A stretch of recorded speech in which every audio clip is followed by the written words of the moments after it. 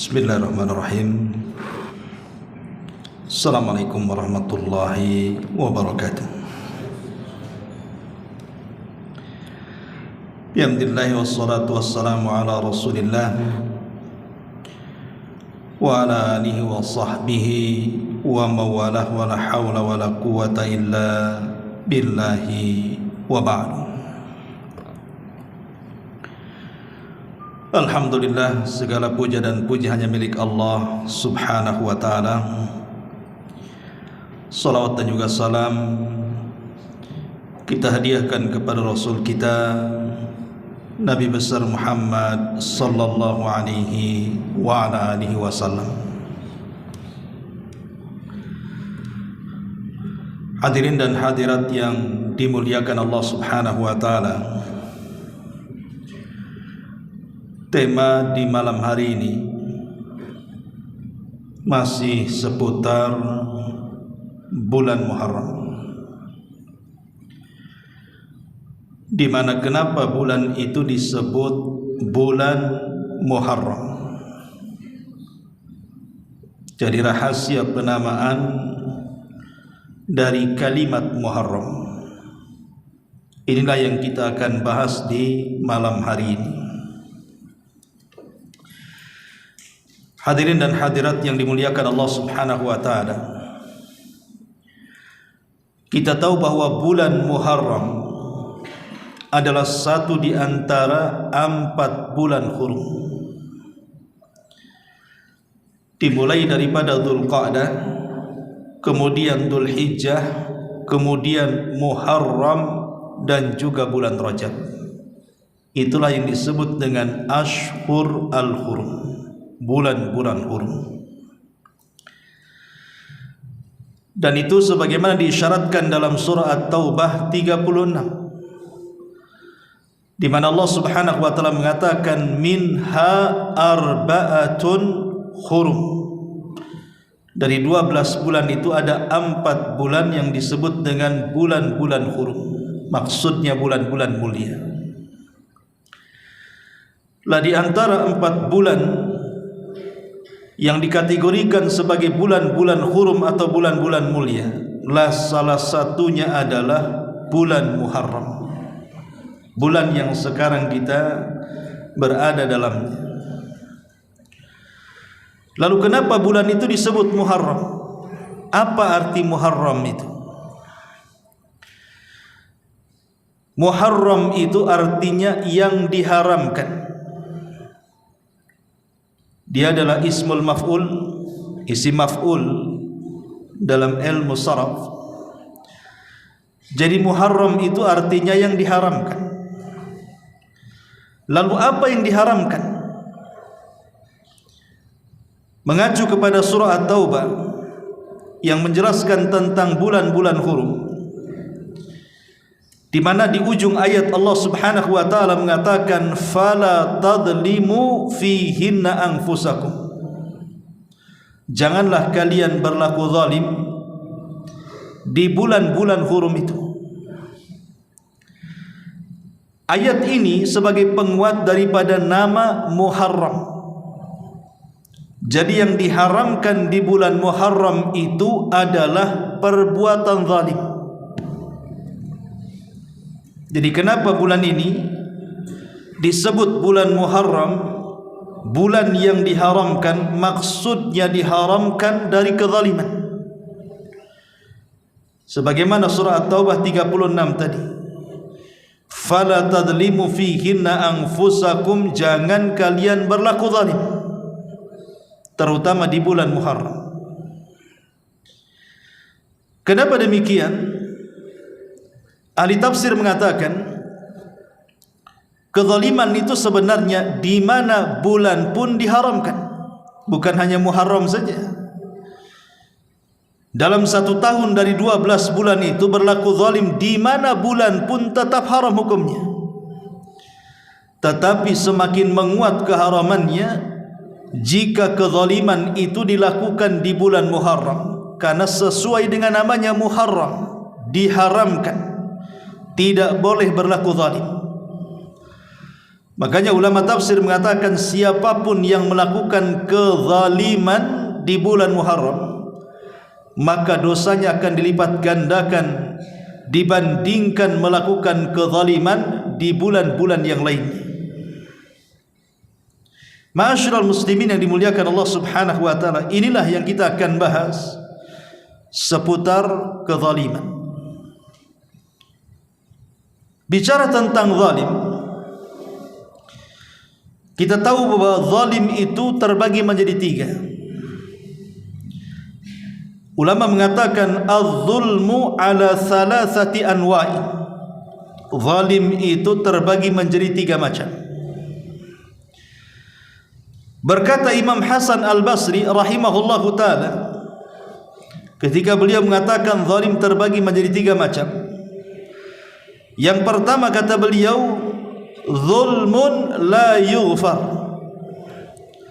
wa zulmun yughfar wa zulmun la yutrak. Kezaliman yang tidak akan pernah diampuni selamanya, kezaliman yang masih ada harapan ampunan, dan kezaliman yang tidak akan ditinggalkan. Adapun kezaliman yang tidak akan diampuni, ma'ruf, adalah kesyirikan. Syirik adalah sezalim-zalimnya kezaliman, dan kezaliman jenis ini tidak akan diampuni selamanya. Makanya Luqmanul Hakim mengatakan kepada anaknya dalam surah Luqman ayat 13 itu, ya bunayya la tusyrik billahi inna syirka la zulmun azim. Wahai putraku, janganlah kalian menyekutukan Allah Subhanahu wa ta'ala, karena sesungguhnya kesyirikan itu adalah kezaliman yang sangat besar. Jadi kezaliman yang paling besar adalah syirik, karena jenis kezaliman ini tidak akan diampuni. Itulah yang disyaratkan di dalam Al-Quranul Karim, innallaha la yaghfiru an yushraka bihi wa yaghfiru ma duna dzalika liman yasha. Allah tidak akan mengampuni dosa-dosa orang yang menyekutukannya, dan Allah hanya mengampuni dosa selain daripada itu. Maka di bulan Muharram ini jangan sekali-kali mempraktekkan kesyirikan. Seperti apa contohnya? Seperti yang dilakukan oleh sebagian orang di bulan Muharram, yang meyakini bahwa bulan Muharram itu bulan sial. Ada keyakinan sebagian masyarakat Indonesia ini yang masih meyakini bahwa bulan Muharram itu bulan yang membawa malapetaka. Jadi kalau seandainya mereka hendak membangun rumah di bulan Muharram, tidak jadi, karena takut rumahnya tidak kuat pondasinya kemudian roboh. Kalau mau menanam modal dan tahu mereka berada di bulan Muharram, tidak jadi, takut usahanya bangkrut. Kalau di antara mereka ada yang mau nikah di bulan Muharram, tidak jadi, takut tidak lenggang rumah tangganya, dan begitu seterusnya.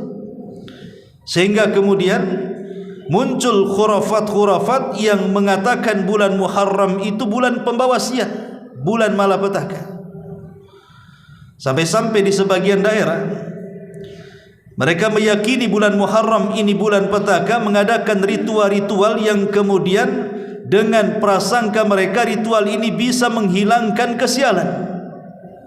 Contoh umpamanya, ma'ruf, antum bisa dilihat di YouTube atau di koran-koran, apabila di bulan Syura atau Muharram itu, daerah Jawa Tengah, mereka mengeluarkan kerbau bule, kemudian diarak.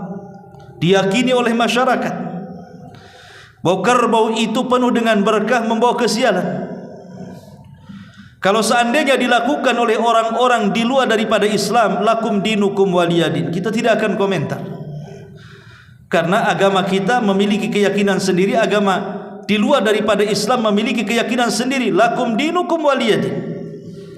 Tapi masalahnya, ada sebagian yang ikut tradisi ini, agama mereka mengatasnamakan Islam, KTP mereka Muslim. Lah ini yang jadi masalah.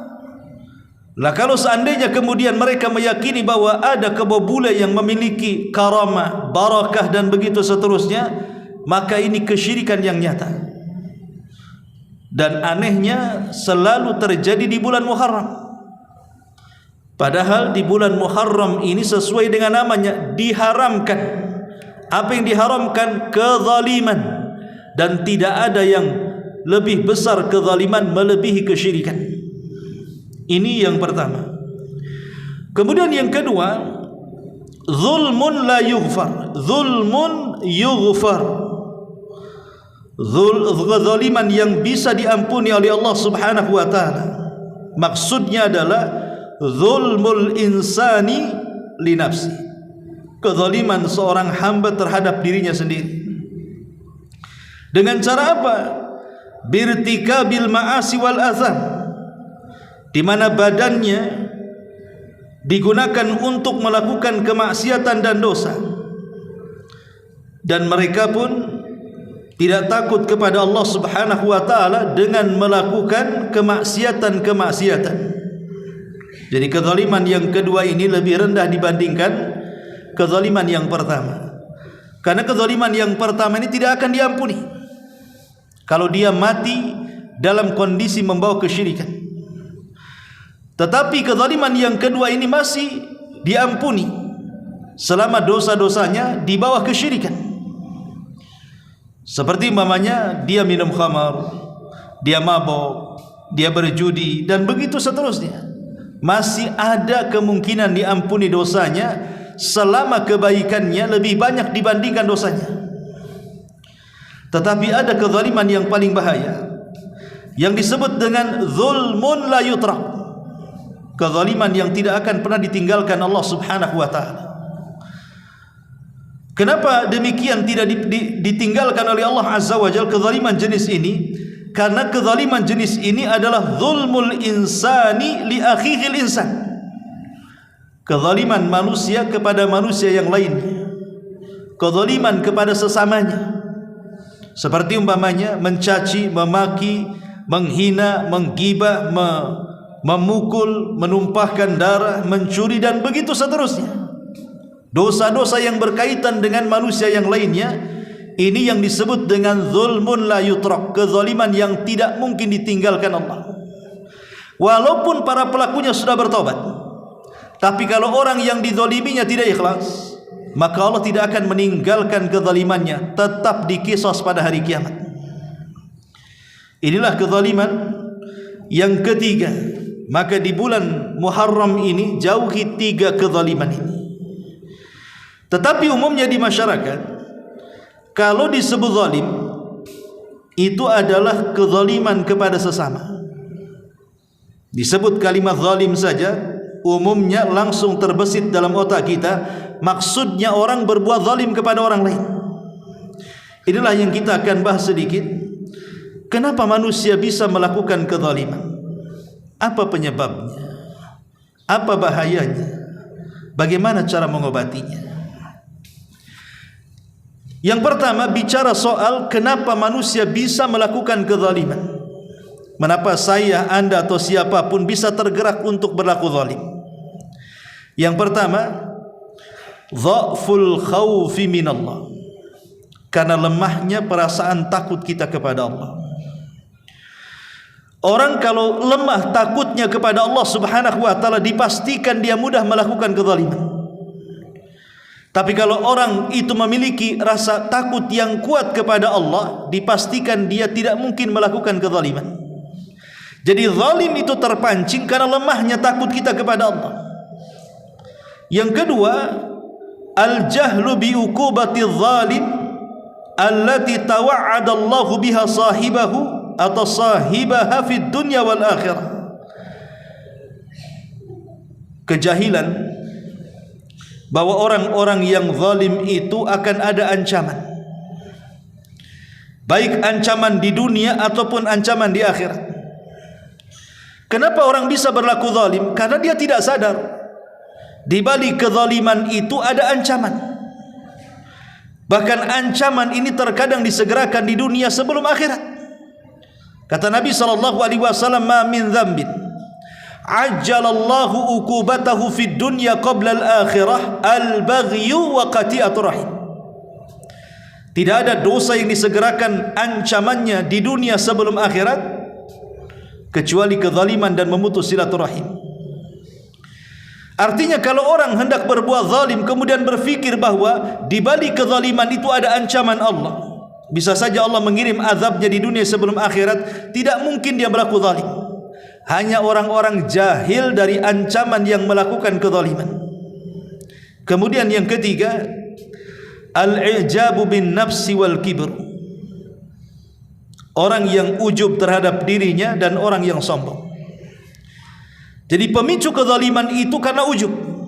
Pemicu kezaliman itu karena sombong. Merasa dia orang kaya bisa menindas orang miskin. Merasa dia memiliki pangkat jabatan akhirnya menindas bawahan. Merasa bos akhirnya menindas karyawan. Merasa tuan akhirnya menindas pembantu. Dan begitu seterusnya. Kemudian yang keempat adalah wujudul awan lidzalimi ala zulmihi. Karena banyaknya teman-teman, banyaknya kawan-kawan, sehingga terkadang dia bisa melakukan kezaliman. Seperti kita tahu di Indonesia ini marak geng-geng motor atau geng-geng apalah kan gitu ya, nama-namanya macam-macam gitu. Dulu mungkin orang ini lemah, tapi kemudian bergabung dengan salah satu geng, kemudian memiliki banyak kawan, kemudian terciptalah solidaritas di antara mereka. Mungkin dalam tentara itu mungkin ada jiwa korsa sesama mereka. Akhirnya yang lemah jadi kuat, yang kuat jadi melakukan kezaliman karena merasa banyak kawan. Makanya penting dalam Islam itu memilih teman yang baik. Kata Nabi SAW, al-mar'u ala dini khalili. Seseorang itu tergantung pada agama kawannya. Kalau kawannya baik, ya baik. Kalau kawannya tidak baik, maka dia bisa berlaku zalim kepada orang lain. Kemudian yang kelima, al-amnu atau ghiyabul amri bil ma'rufi wan nahyi anil munkar. Tidak adanya orang-orang yang menyerukan kepada kebaikan dan hilangnya orang-orang yang melarang dari kemungkaran. Kalau kebaikan tidak diseru, kalau kemungkaran tidak dihentikan, maka kezaliman itu akan merajalela di mana-mana. Jadi kalau seandainya kemungkaran dibiarkan saja, maka lambat laun kezaliman itu akan merajalela, karena merasa bahwa kalau dia melakukan kezaliman tidak ada yang menghentikannya. Ini yang kelima. Yang keenam, su'ul khuluqi, buruknya akhlak, pendidikan yang buruk. Ketika buruknya akhlak dipastikan dia berlaku zalim. Makanya penting mendidik anak itu dengan akhlak yang baik. Betapa banyak anak-anak yang zalim kepada orang tuanya, zalim kepada saudaranya, zalim kepada kawannya, itu karena pendidikan akhlak yang kurang baik. Makanya harus pendidikan akhlak itu nomor satu harusnya di sekolah-sekolah kita ini, supaya tidak ada pembulian dan begitu seterusnya. Kemudian yang selanjutnya adalah dha'ful iman, karena lemahnya iman. Ingat, iman itu yang mendorong manusia untuk melakukan kebaikan. Kalau iman sudah menghujam dalam setiap dada seorang muslim, maka dia akan menggerakkan badannya untuk melakukan amal saleh dan akan menjauhi kemaksiatan. Karena meningkatnya iman itu dikarenakan ketaatan, sebagaimana melemahnya iman itu dikarenakan kemaksiatan. Maka orang-orang yang kuat imannya dipastikan dia akan sedikit melakukan kezaliman, bahkan tidak akan pernah melakukan kezaliman. Kemudian musahabatul zalimin, berkawan dengan orang-orang yang berlaku zalim. Mungkin kawannya tidak banyak, 1-2 orang, tapi kawannya ini memang orang zalim. Akhirnya kita pun menjadi orang zalim, terseret dengan kawan kita. Istilah orang Arab itu as-sahibus sahib, kawan itu narik. Betapa banyak orang baik terseret kawannya menjadi jahat. Dan yang terakhir syiddatut tama'i wal hirsu ala jam'il mali, terlalu tamak terhadap dunia dan semangat mengumpulkan harta, sehingga orang-orang yang tamak dengan dunia ini terkadang sikat sikut kanan kiri, tidak tahu siapa lawan siapa kawan, yang penting terkumpul harta. Nah, ini bahaya. Orang yang sudah terpikir dalam hatinya hanya dunia dan dunia, maka sudah tidak ada kenal siapapun. Bahasanya uang itu tidak kenal saudara, uang itu tidak kenal orang tua, uang itu tidak kenal anak-anak, uang itu tidak kenal teman. Betapa banyak kemudian anak durhaka kepada orang tua gara-gara dunia. Saudara bertengkar dengan saudara yang lain gara-gara uang, gara-gara waris dan yang semacamnya. Maka inilah di antara sebab-sebab kenapa kezaliman itu muncul. Kemudian yang kedua, tentang bahaya kezaliman. Pertama, kezaliman itu masrufun anil hidayah. Ingat, kezaliman itu sebab kita dipalingkan dari hidayah. Allah mengatakan dalam surah Al-Maidah 51, innallaha la yahdil qaumadz zalimin. Sesungguhnya Allah tidak mungkin memberikan hidayah kepada orang-orang zalim. Lihat bagaimana Allah mengatakan Allah tidak akan memberikan hidayah kepada orang zalim, menunjukkan bahwa orang-orang yang zalim dijauhkan dari hidayah. Yang kedua, orang zalim itu la yuflihu abada, tidak mungkin diberikan kesuksesan selamanya. Allah mengatakan dalam surah Al-An'am 21, innahu la yuflihu zalimun, orang-orang zalim itu tidak akan pernah sukses selamanya. Kemudian yang ketiga, az-zalim alaihi la'natu minallah, orang zalim itu dipastikan dilaknat langsung oleh Allah Subhanahu wa taala. Allah mengatakan dalam surah Ghafir 52, yauma la yanfa'u zalimina ma'dziratuhum walahumul la'nah walahum su'ud dar. Pada hari orang-orang zalim di hadapan Allah tidak bermanfaat alasan mereka, dan mereka mendapatkan laknat, dan bagi mereka seburuk-buruk tempat tinggal. Lihat bagaimana Allah mengatakan walahumul la'nah, mereka mendapatkan laknat Allah Subhanahu wa taala. Jadi orang-orang yang berlaku zalim tidak lepas daripada laknat Allah Subhanahu wa taala. Makna laknat dijauhkan daripada rahmat, dari dekatkan dengan azab. Kemudian yang keempat, az-zalim yuhram minasy syafa'ah, orang yang zalim akan diharamkan dari syafaat. Disebutkan dalam surah Ghafir ayat 18, wa ma lidz-zalimina min hamimin wala syafi'in yuta', dan tidaklah bagi orang-orang zalim kelak pada hari kiamat mendapatkan kawan setia, begitu juga orang yang akan memberikan syafaat yang ditaati.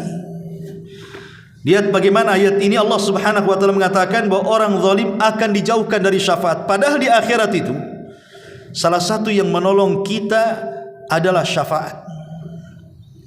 Inilah yang paling banyak menolong manusia sehingga tidak dimasukkan ke dalam neraka, ataupun orang yang masuk neraka kemudian diselamatkan dari neraka dan dimasukkan ke dalam sorga, itu kebanyakan karena syafaat.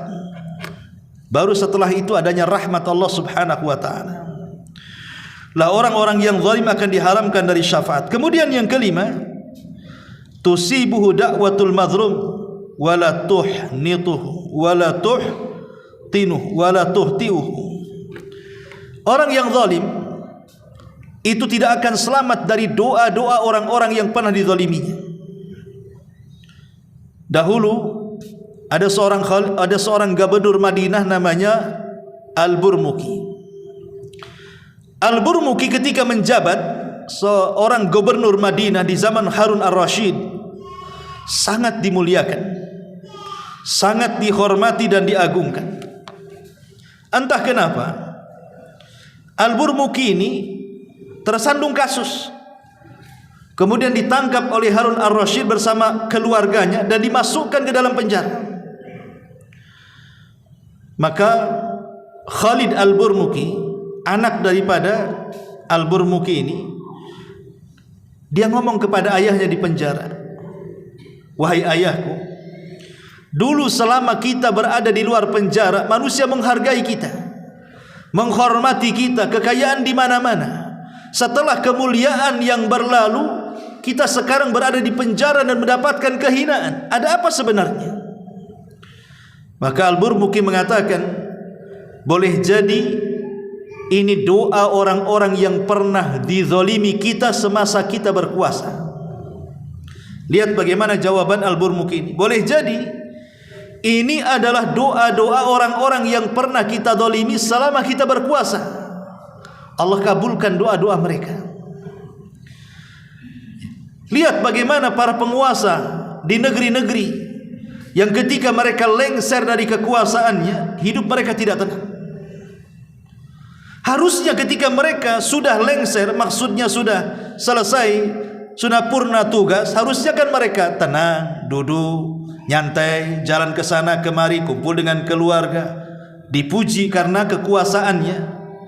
Tapi lihat betapa banyak para penguasa yang lengser, tidak bertugas lagi, masih saja mereka dijelek-jelekan, dihina, direndahkan, dan macam-macam. Boleh jadi itu karena ketika mereka berkuasa, mereka berlaku zalim, kemudian datang doa orang-orang yang dizalimi melesat ke langit dan diijabah oleh Allah sebelum kematiannya. Seperti kisah Al-Burmuki di sini. Ma'asyiral muslimin yang dimuliakan Allah Subhanahu wa taala.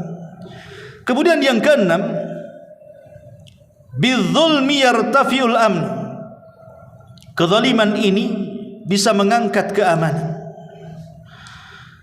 Allah Subhanahu wa taala mengatakan, alladzina amanu wa lam yalbasu imanahum bidzulmin ulaika lahumul amn wa hum muhtadun. Al-An'am ayat 82. Orang-orang yang beriman dan tidak mencampur adukan keimanan mereka dengan kezaliman, maka mereka mendapatkan keamanan dan mereka mendapatkan petunjuk. Artinya sebaliknya, siapa yang kemudian mencampur adukan keimanan dengan kezaliman, maka mereka tidak akan mendapatkan keamanan dan mereka tidak akan mendapatkan hidayah. Ketika sebuah negeri sudah tidak aman lagi karena di dalamnya banyak kezaliman. Karena syarat keamanan itu adalah hilangnya kezaliman. Makanya kalau kita lihat tentang hadis-hadis di akhir zaman, kenapa orang-orang Nasrani di akhir zaman itu jumlah mereka lebih besar dibandingkan jumlah kaum muslimin? Kenapa orang-orang Nasrani, kata Nabi SAW dalam hadis Amr ibn As, Abdullah ibn Amr bin As itu, di akhir zaman jumlah mereka jauh lebih banyak dibandingkan jumlah kaum muslimin.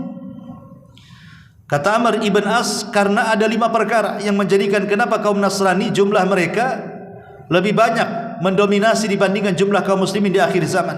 Salah satunya, kata Amr ibn As, karena mereka tidak menyukai para pemimpin zalim. Karena salah satunya, orang-orang Nasrani itu tidak suka dengan para pemimpin yang zalim. Lah kalau seandainya orang-orang Nasrani saja mereka tidak suka dengan pemimpin zalim, harusnya kita kaum muslimin lebih benci dengan mereka. Karena kezaliman itu membawa kekacauan dan menghilangkan keamanan.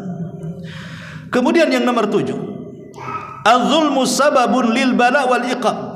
Kezaliman itu sebab mendatangkan bencana dan juga iqab dari Allah Subhanahu wa taala. Dalam surah Al-Hajj 45 Allah mengatakan, faka'ayyin min qaryatin ahlaknaha wa hiya zalimatun fahiya khawiyatun ala urushiha.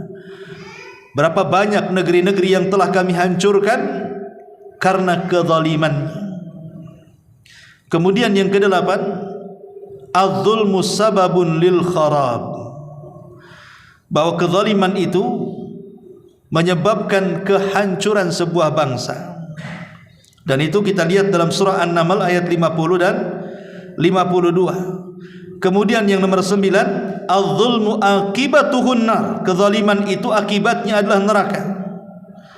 Dan yang terakhir, yang ke-10, kezaliman itu menyebabkan permusuhan dan juga al-baghdha, menyebabkan dendam di antara sesama anak Adam.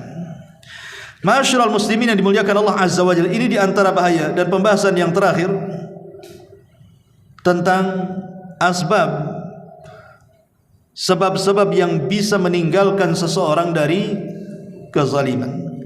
Atau sebelumnya, kezaliman ini muncul karena 3 faktor. Pertama syaitan, yang kedua hawa nafsu, yang ketiga teman yang buruk. Ini yang mendominasi kenapa kezaliman ini muncul. Pertama karena setan. Setanlah yang memberikan waswas supaya kita berlaku zalim. Yang kedua hawa nafsu kita. Dan yang ketiga teman yang tidak baik. Adapun sebab-sebab yang bisa meninggalkan kezaliman, yang pertama, ingat bahwa Allah Subhanahu wa taala adalah zat yang tidak suka dengan kezaliman. Maka kalau Allah tidak suka dengan kezaliman, maka kita pun jangan pernah menyukai kezaliman. Makanya Allah menyebutkan dalam hadis kursi itu, inni haramtu zulma ala nafsi, ku haramkan kezaliman kepada kalian. Kenapa demikian Allah mengharamkan kepada dirinya kezaliman? Karena Allah tidak suka dengan kezaliman. Allah itu suka dengan keadilan. Lihat ketika Nabi SAW mengatakan bahwa doa-doa orang yang terzalimi itu akan melesat sampai ke awan. Bahkan kalau yang dizalimi sekalipun orang kafir, kemudian orang kafir meminta agar orang-orang yang zalim dibalas, pasti Allah membalasnya. Bukan karena kekafirannya, tapi Allah tidak suka dengan kezaliman dan Allah cinta dengan keadilan. Maka dari sini ingat bahwa Allah tidak suka dengan kezaliman. Maka sebagai hambanya jangan suka dengan kezaliman. Yang kedua, melihat tentang akibat orang-orang yang zalim dari zaman ke zaman. Bagaimana kaum Ad dihancurkan, kaum Tsamud dihancurkan, kaum Madyan dihancurkan, kaum Lut, kaum Sodom dihancurkan, kemudian kaum-kaum para nabi yang lainnya. Itu tidak lain karena kezalimannya. Bahkan Nabi SAW pernah mengatakan kepada orang-orang Ansar, ya ma'syarul Ansar, wahai orang-orang Ansar. Nabi mengatakan kepada orang Muhajirin, ya ma'syarul Muhajirin, khamsun idza tulitum bihinna wa a'udzu billahi an tudrikuhun. 5 perkara kalau sampai menimpa kalian, aku berlindung kepada Allah, kata Nabi, jangan sampai kalian tertimpa 5 perkara ini. Salah satunya Rasul mengatakan apa? Malam yang kusul mikyala wal mizan. Tidaklah sebuah kaum mereka mengurang-urang takaran dan timbangan. Dan ini kezaliman. Kalau pedagang mengurangi takaran, mengurangi timbangan, mengurangi meteran, zalim apa tidak? Zalim. Bagaimana kalau pembeli ini adalah anak yatim? Berarti dia zalim kepada anak yatim. Bagaimana kalau yang pembeli ini fakir miskin? Berarti zalim kepada fakir miskin. Bagaimana kalau yang membeli ini orang-orang yang mereka susah hidupnya? Tiba-tiba kita curangi dengan takarannya dikurangi, meterannya dikurangi, timbangannya dikurangi. Zalim apa tidak? Zalim.